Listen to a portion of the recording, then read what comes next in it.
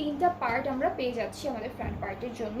সাথে হলো ব্যাক পার্টটা হচ্ছে আমাদের এক কালার লনের মধ্যে, স্লিভসের পার্টটাও খুব সুন্দর করে এমব্রয়ডারি করা থাকবে। এটা হচ্ছে আমাদের স্লিভসের পোর্শন, ঠিক আছে, এটা স্লিভসের পার্টটা। এরপরে হচ্ছে প্যানেল দেখবো, প্যানেলগুলো হচ্ছে সিল্কের মধ্যে, মানে যা এটা স্লিভসে আরও আছে,